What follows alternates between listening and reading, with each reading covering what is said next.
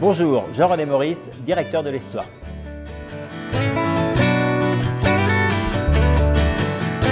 Alors oui, le tourisme évolue, le tourisme change, en tout cas depuis sa création au XVIIIe siècle, le tourisme n'a cessé d'évoluer, de se remettre en question, de se renouveler. Et il est clair qu'en 2023, on se doit en tout cas de se poser un certain nombre de questions. Alors c'est ce que fait l'ESTOA aujourd'hui, puisqu'on a créé cette année une chaire tourisme et qui doit questionner justement les évolutions contemporaines du tourisme avec comme grand questionnement la 4e révolution touristique. Alors, le tourisme a vécu justement différentes étapes, différents temps de sa création, de son développement et du tourisme de masse. Comment aujourd'hui, après la période post-Covid, le tourisme continue d'évoluer par rapport à de nouveaux rapports au travail, par rapport à l'écologie, notamment les transitions écologiques, la numérisation, donc comment tous ces éléments de société infusent, font évoluer ou amènent en tout cas le tourisme à se transformer.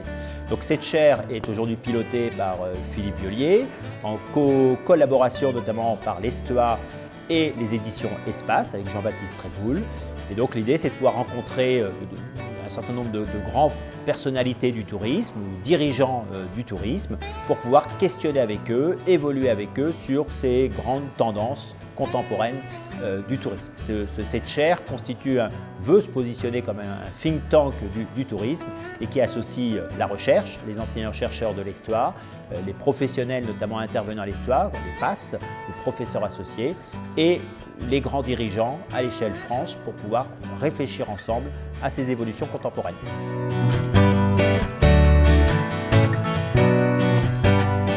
Cette deuxième édition du Printemps du Tourisme est l'occasion justement de rencontrer les professionnels à travers le village, les exposants, ce qui m'a permis de rencontrer des professionnels en activité avec lesquels on a déjà des relations par le fait qu'ils interviennent dans le cadre de nos formations. Et c'est surtout, et ça c'est toujours un moment important, de pouvoir rencontrer d'anciens étudiants et qui sont aujourd'hui en poste en Anjou et qui portent des territoires. J'ai rencontré notamment Cédric Sagorin pour ne citer que lui, qui est à Chemillé, qui est un ancien étudiant de licence et de master et qui est en poste aujourd'hui à Chemillé. Donc ça fait toujours en tout cas plaisir pour un directeur de formation comme l'Histoire de pouvoir retrouver justement les anciens étudiants qu'on a pu former et qui aujourd'hui sont les talents de l'Anjou.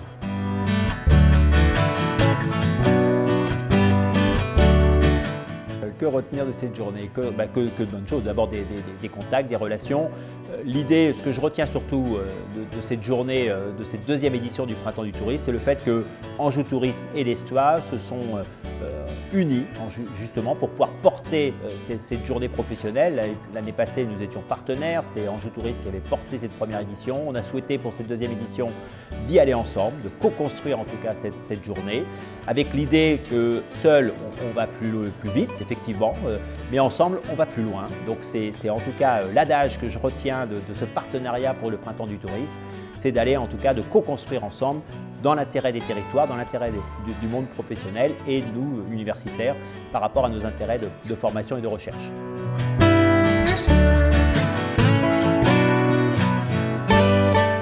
Ensemble, tourisme, demain.